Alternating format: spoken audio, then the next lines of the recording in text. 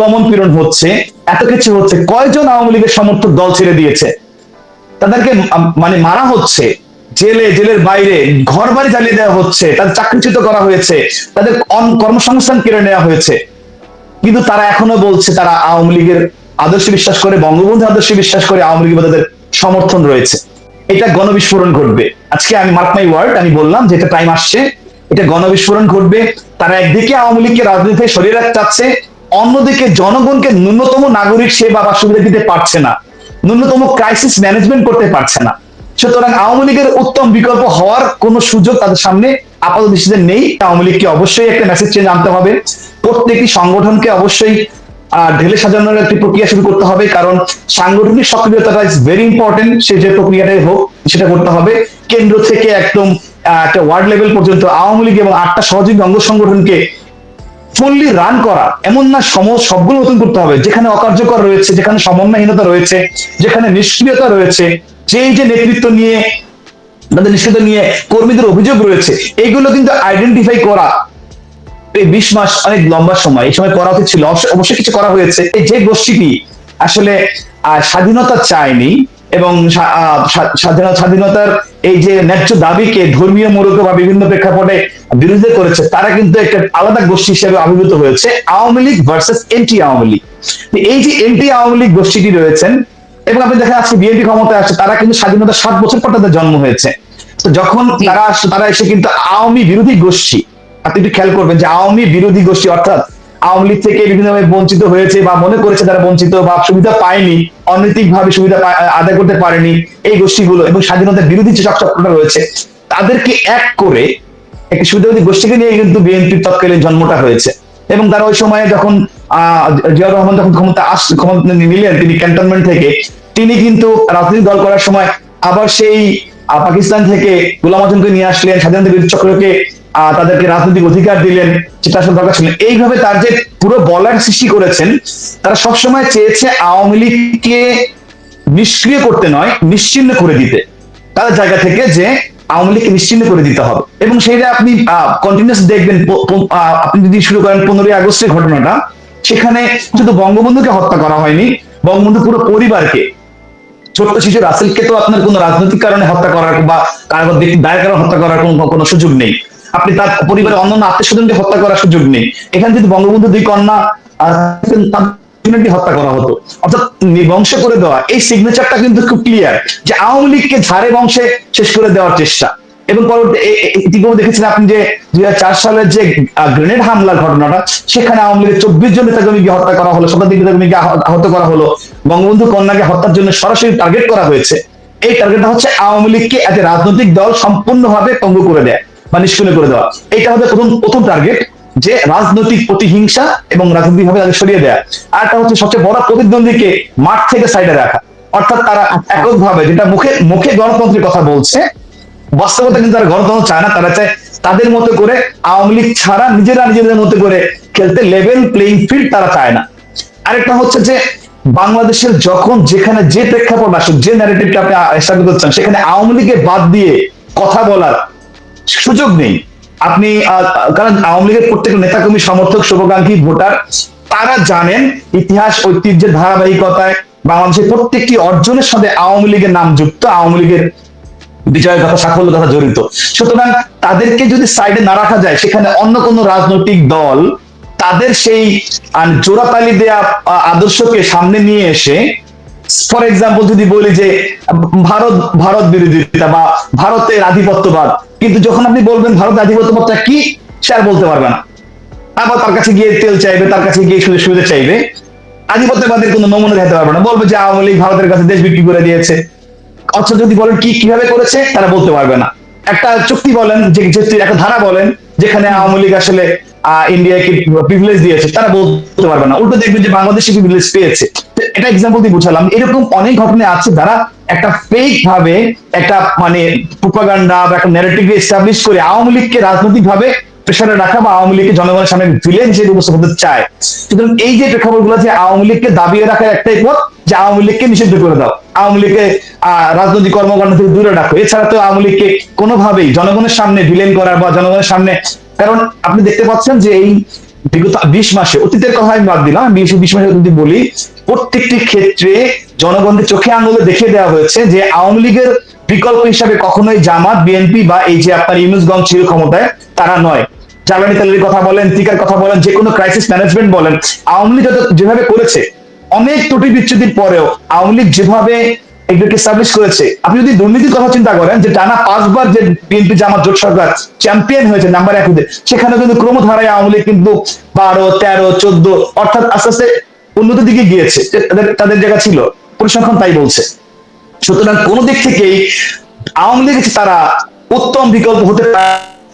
এই কারণে তাদের কাছে একটাই হেডেক যে আওয়ামী লীগকে সাইডে রাখতে হবে, কারণ কম্পিটিটিভ জায়গা থেকে জনগণের পছন্দের উপর যদি নির্ভর ছাড়া হয়, তাহলে কখনোই তারা আওয়ামী লীগের সামনে পেরে উঠবে না। এই বাস্তবতাই সত্য তারা অনুধাবন করেছে, করতে পারছে বলে তারা চাইছে যে এই আওয়ামী লীগারদের এবং আওয়ামী লীগের যে প্রতিটি নেতাকর্মী, সমর্থক, শুভাকাঙ্ক্ষীর যে আদর্শ, যে বিশ্বাস, যে টানটা রয়েছে, আপনি দেখেছেন এই যে এত দমন পীড়ন হচ্ছে, এত কিছু হচ্ছে, কয়জন আওয়ামী লীগের সমর্থক দল ছেড়ে দিয়েছে, তাদেরকে মানে মারা হচ্ছে, জেলের বাইরে ঘর বাড়ি জ্বালিয়ে দেওয়া হচ্ছে, তাদের চাকরিচ্যুত করা হয়েছে, তাদের কর্মসংস্থান কেড়ে নেওয়া হয়েছে, কিন্তু তারা এখনো বলছে তারা আওয়ামী লীগের আদর্শে বিশ্বাস করে, বঙ্গবন্ধু আদর্শে বিশ্বাস করে, আওয়ামী লীগের তাদের সমর্থন রয়েছে।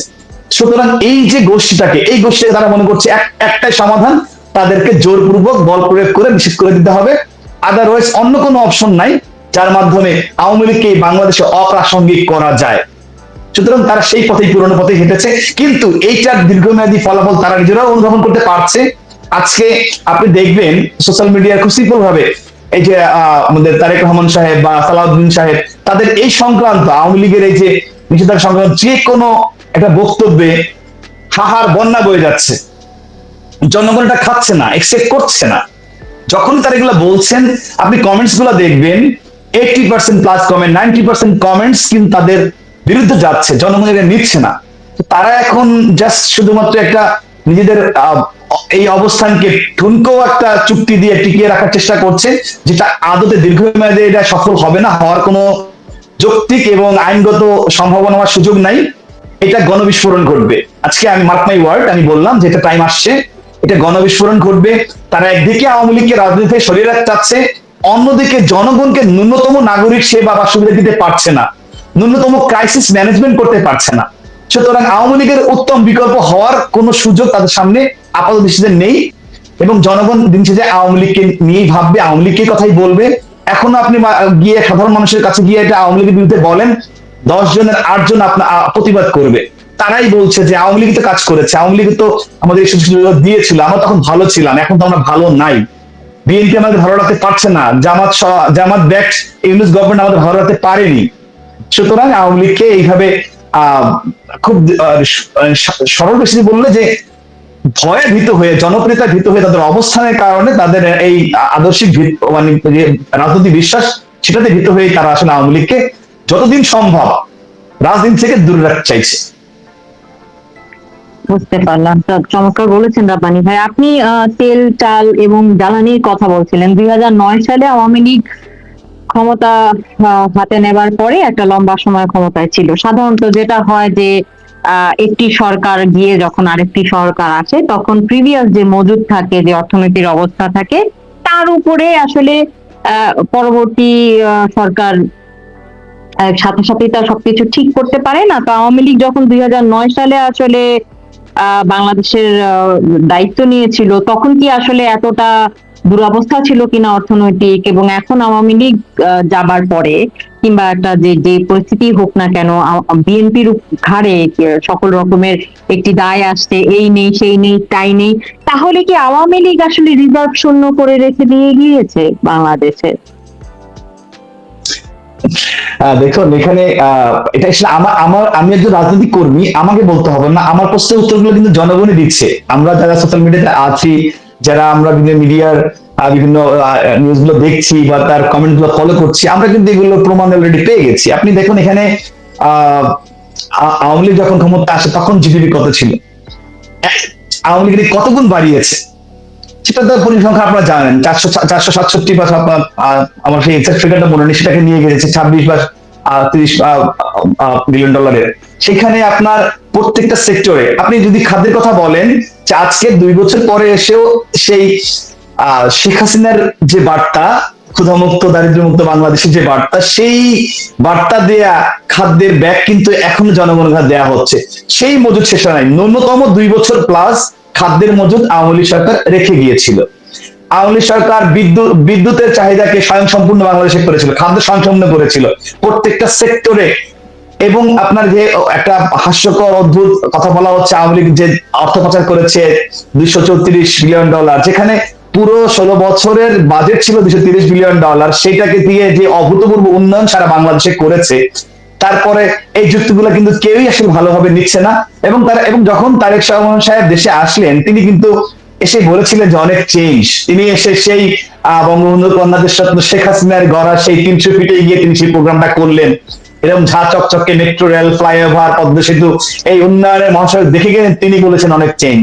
তো সেই জায়গা থেকে তিনি এসে যখন আবার একটি দায়িত্বে এসে একটি স্টেটমেন্ট দিলেন যে মনে হচ্ছে একটি যুদ্ধ বিধ্বস্ত দেশ, এটা শুনে কিন্তু তার ওইখানে 95% হা হা আমি পেয়েছি, মানে রেশিওতে বিভিন্ন ইয়াতে 90% প্লাস পেয়েছি, কোনোটা 90 নিচে পাইনি। তো এটাই হলো বাস্তবতা, যে নিজেদের ওয়েট নিজেরা নষ্ট করছে। হ্যাঁ, এটা হয়েছে যে এই যে 2 বছরে অবৈধ ইউনুস গম, তারা বাংলাদেশকে অনেকাংশে অনেক পিছিয়ে দিয়েছে। আমাদের নেত্রী যেভাবে ধীরে ধীরে তিলে তিলে মানে ধাপে ধাপে বাংলাদেশটাকে গড়েছিলেন, কারণ তিনি বঙ্গবন্ধুর কন্যা, জাতির জনকের কন্যা, তার চেয়ে বাংলাদেশকে বেশি ওন করে ভালোবাসবে, তার চেয়ে বেশি দেশপ্রেমিক হবে। হ্যাঁ, এই মানুষটা দ্বিতীয় মানুষের যে নাই, এটা কিন্তু আমাদের দাবি না, এটা এখন জনগণ বুঝতে পারছে প্রত্যেকটা ক্ষেত্রে। সুতরাং তিনি কোথাও কম্প্রোমাইজ করেন নাই, দেশের স্বার্থে, দেশের জনগণের সাথে কোথাও কম্প্রোমাইজ করেন নাই। যত বড় শক্তি হোক, বিদেশি শক্তি হোক, আপনি কারোর সঙ্গেই না। আপনি ইন্ডিয়া আমাদের ভালো এলাই ছিলেন, কিন্তু যখন দেখেছে যে ইন্ডিয়ার চেয়ে চায়না এখানে একটা বেটার অপশন, যেখানে চায়নার সাথে আপনি কোন একটা চুক্তি করলে বা কোন একটা তাদের সাথে ইনফ্রাস্ট্রাকচার নিয়ে আসলে, তাদেরকে ইনভলভ করলে আমরা একটু বেটার সুবিধা পাবো, সেখানে ইন্ডিয়ার আপত্তি থাকলেও কিন্তু তিনি ঠিক আছে করেছেন দেশের স্বার্থে। তিনি যখন দেখেছেন চায়নার আগুন আপত্তি, সেটা উপেক্ষা করে তিনি রাশিয়ার সঙ্গে গিয়েছেন।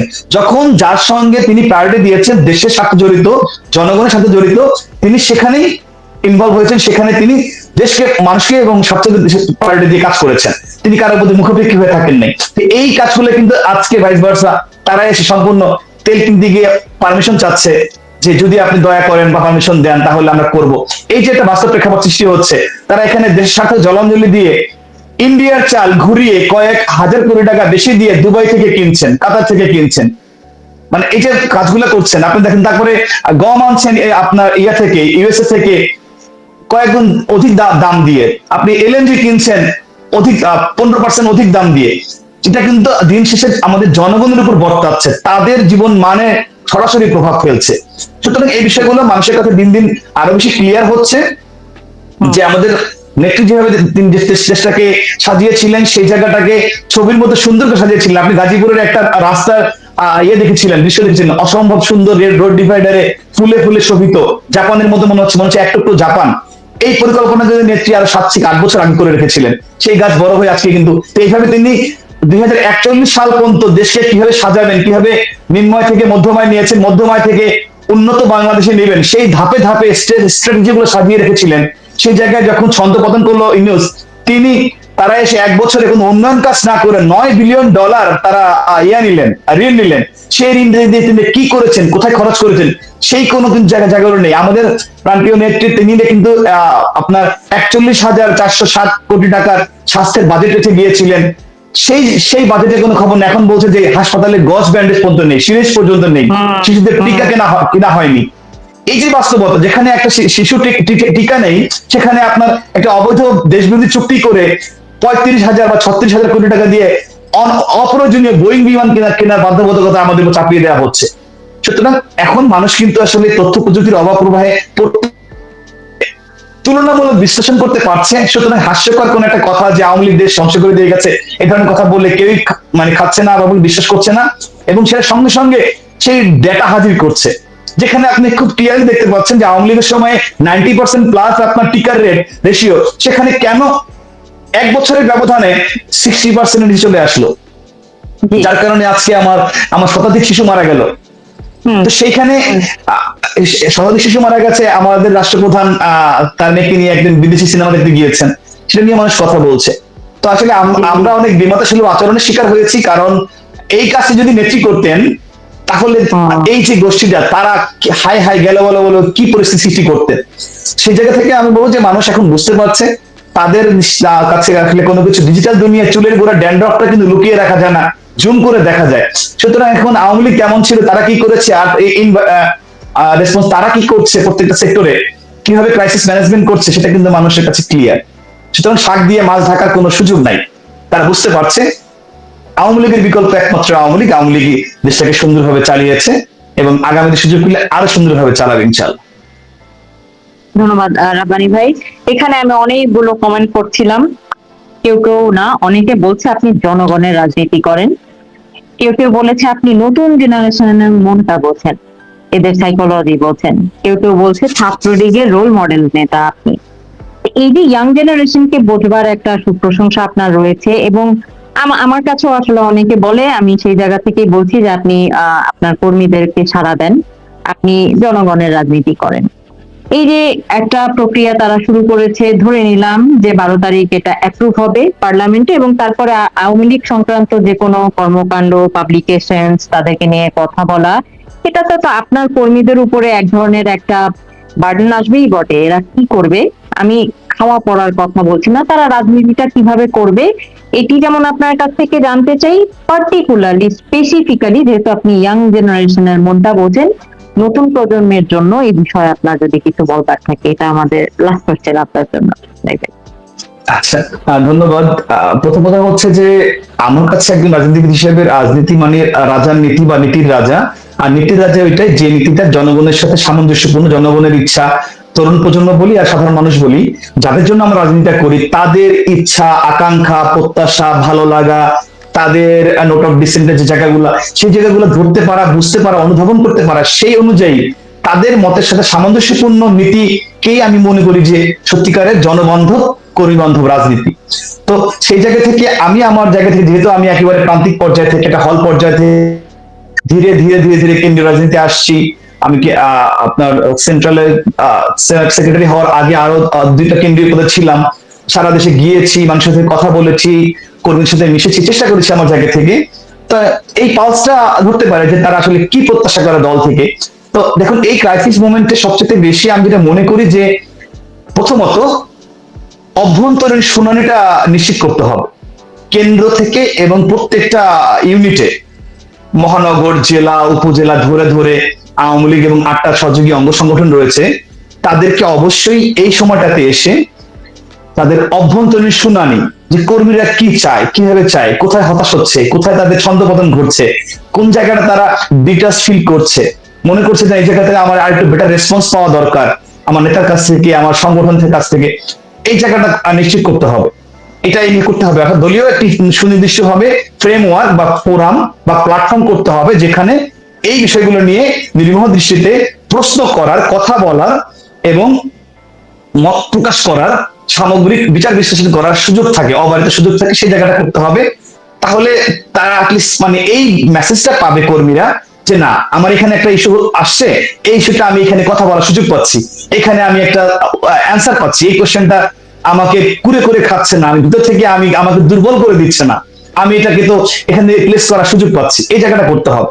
এবং আরো একটা বিষয় আমি মনে করি যে দলকে যে সকল ক্রাইসিস গুলো এই সময় ফিল করছে, আসলে আপনি দেখেন যে যেটা আপনি বললেন যে 12 তারিখে যেটা হবে, 12 তারিখে এমন কিছু হবে না, যা ছিল তাই, কিন্তু এখানে আপনাকে বিশেষ কিছু হওয়ার কোনো সুযোগ নাই।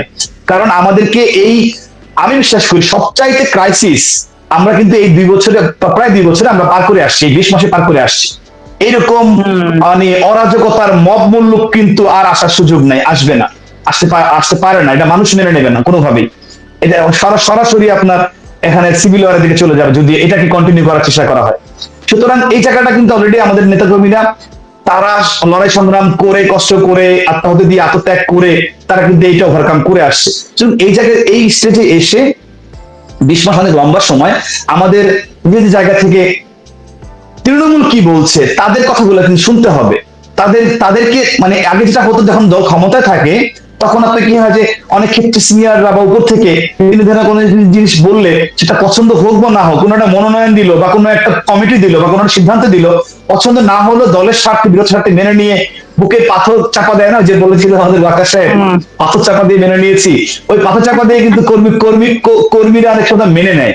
কিন্তু এই সময় এসে, এই দলের এই সংকটকালীন সময়ে এসে কর্মীদেরকে পাথর চাপা দেওয়া যাবে না। তাদের তাদের জায়গা থেকে যে দাবিটা আছে সেই দাবিটাকেই বাস্তবায়ন করার জন্য সিনিয়রদের সর্বোচ্চ আন্তরিক হয়ে চেষ্টা করতে হবে। তারা এখন চাচ্ছে ফ্রেশ মুখ, নতুন মুখ চাচ্ছে, তরুণদের নেতৃত্ব চাচ্ছে, যারা মোটা দাগে বিতর্কিত নয়, যাদের বিরুদ্ধে জনরোষ নেই বা কর্মীদের একদম মোটা দাগে যে অভিযোগগুলো নেই, তাদেরকে সামনে আনতে হবে। তুলনামূলক মন্দের ভালো যাদেরকে মনে করা হচ্ছে তাদেরকে সামনে আনার কোনো বিকল্প নেই। এবং তরুণদের কথা আমি বারবার এই জন্যই বলছি যে আমি অন্য দলের উদাহরণ দিব না, আওয়ামী লীগের কথাই বলি। এই আওয়ামী লীগে আমাদের জননেতা তোফায়েল আহমেদ, উনি কিন্তু মাত্র 28 বছর বয়সে, ঠিক এখন সার্জিস হাসান বা ওরা যেভাবে আছে তাদের এরকম বয়সে কিন্তু বঙ্গবন্ধুর রাজনৈতিক সচিব হিসেবে কাজ করেছেন। আপনার আমাদের বঙ্গবন্ধু 29 বছর বয়সে আওয়ামী লীগের জয়েন্ট সেক্রেটারি হিসেবে দায়িত্ব নিয়েছেন। 33 বছর বয়সে আওয়ামী লীগের জেনারেল সেক্রেটারি তিনি হয়েছেন। হ্যাঁ, আমাদের চট্টগ্রামের মহিউদ্দিন সাহেব, উনি কিন্তু মাত্র 30 বছর বয়সে চট্টগ্রাম আওয়ামী লীগের দায়িত্ব নিয়েছিলেন। তার পাশে আমার ইঞ্জিনিয়ার মোশাররফ হোসেন 31 বছর বয়সে কিন্তু তিনি চট্টগ্রাম উত্তরের দায়িত্ব নিয়েছিলেন। সুতরাং এবং তারা সফল হয়েছিলেন ওই সময় দায়িত্ব নিয়েছেন। আরো অনেকের নাম বলা যাবে এইভাবে, তারা এই মানে 30-এর নিচে 35-এর তার দায়িত্ব নিয়েছেন, সফল হয়েছেন, দলকে সার্ভ করেছেন, এখনো করে যাচ্ছেন। সুতরাং আমাদের যে মাইন্ডসেট 50 না হলে কেউ সবাই জুনিয়র, 55-60 হইতে হবে, এই মাইন্ডসেট আগে অবশ্যই চেঞ্জ করতে হবে। এখন যৌবন যার, যুদ্ধে যাওয়ার শ্রেষ্ঠ সময়। এখন যারা যৌবনে আছে তাদেরকে এখন এই ব্যাটল, এখন একটা যুদ্ধকালীন পরিস্থিতি কিন্তু আমরা ফেস করছি, সেখানে তাদেরকে সুযোগ দিতে হবে, তাদেরকে সামনে এগিয়ে দিতে হবে। এই জায়গাটা নীতিগতভাবে সিদ্ধান্ত নিয়ে আওয়ামী লীগকে অবশ্যই একটা মেসেজ চেঞ্জ আনতে হবে। প্রত্যেকটি সংগঠনকে অবশ্যই ঢেলে সাজানোর একটি প্রক্রিয়া শুরু করতে হবে, কারণ সাংগঠনিক সক্রিয়তাটা ইজ ভেরি ইম্পর্টেন্ট। সে যে প্রক্রিয়াটাই হোক সেটা করতে হবে। কেন্দ্র থেকে একদম একটা ওয়ার্ড লেভেল পর্যন্ত আওয়ামী লীগ এবং 8টা সহযোগী অঙ্গ সংগঠনকে ফুললি রান করা, এমন না সবগুলো নতুন করতে হবে। যেখানে অকার্যকর রয়েছে, যেখানে সমন্বয়হীনতা রয়েছে, যেখানে নিষ্ক্রিয়তা রয়েছে, যে নেতৃত্ব নিয়ে, তাদের নিষ্ক্রিয়তা নিয়ে কর্মীদের অভিযোগ রয়েছে, এইগুলো কিন্তু আইডেন্টিফাই করা এই 20 মাস অনেক লম্বা সময়, এই সময় করা উচিত ছিল। অবশ্যই কিছু করা হয়েছে। আমরা চাইবো যে আরো ভালোভাবে সুনির্দিষ্টভাবে এগুলো করা হোক, যেন কোথায় কি সমস্যা। কারণ ডাক্তার হিসেবে আপনাকে সবার আগে রোগ জানতে হবে, ডায়াগনোসিস করে তারপর আপনাকে চিকিৎসা করতে হবে। সুতরাং আমাদের ডায়াগনোসিস করি কোথায় কোথায় কোন কোন সেক্টরে আমাদের সমস্যাগুলো রয়েছে মোটা দাগে, সেগুলো জায়গায় হাত দিতে হবে। আরেকটা বিষয় খুবই ইম্পর্টেন্ট আমি মনে করি, এটা এই মুহূর্তে, যেটা fund support and legal support. Legal এবং ফান্ড সাপোর্টের জন্য যে কোনো ফরম্যাটে হোক দলীয় একটি উদ্যোগ লাগবে। আমরা এই 20 মাসেও, যেখানে এটা আওয়ামী লীগের প্ল্যাটফর্মে কথা হচ্ছে, আমি এটা খুব ক্লিয়ারলি বলতে চাই যে দলীয় ভাবে এই উদ্যোগটা এখনো নেওয়া হয় না।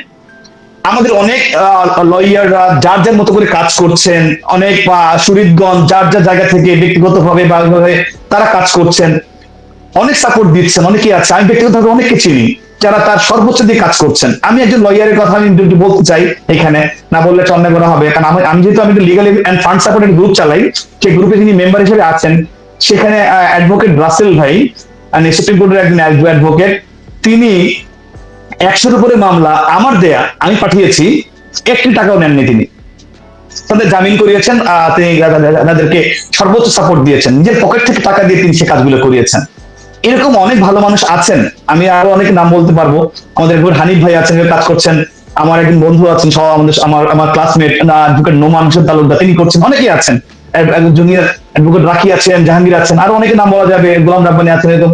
তো আমি সবার নাম বলছি, আমি একদম অনেক ভালো আছেন, তারা করছেন। কিন্তু দলকে সাংগঠনিক ভাবে যদি একটি কাঠামো তৈরি করে দেয়া হতো, আমার একটি ফ্রেমওয়ার্ক আছে, আমি এটি সিনিয়রদের কাছে উপস্থাপন করব, কয়েকদিন করেছি, আরো করতে চাই। এবং এটা নিলে আমি বিশ্বাস করি প্রত্যেকের আইনি অধিকার নিশ্চিত করার বা আইনি সাপোর্ট নিশ্চিত করা যাবে। এটা হচ্ছে একটি সুপ্রিম কোর্ট এবং একটি প্রত্যেকটি যে আপনার বার রয়েছে জেলা ভিত্তিক, প্রত্যেকটি বারের জন্য একটি লিগাল সাপোর্ট সেল গঠন করা, সেই সেলের মাধ্যমে একটি হোয়াটসঅ্যাপ গ্রুপের মাধ্যমে প্রকাশ করা এই আওয়ামী লীগের পেজ থেকে, যার মাধ্যমে সারা বাংলাদেশের যে কোনো নেতা কর্মী বা তার পরিবার যখনই আইনি সহায়তা প্রয়োজন হবে সেই হোয়াটসঅ্যাপ নাম্বারটাতে নক দিবে, তার ডিটেলস বলবে, এবং তখন সেই নাম্বার দিয়ে থেকে ব্যাকআপ থেকে যে জায়গায় মামলাটা রয়েছে, ঢাকা বার হলে ঢাকা বার, নোয়াখালী বার হলে নোয়াখালী বার, যেখানে মামলাটা রয়েছে সেখানে সেই বারে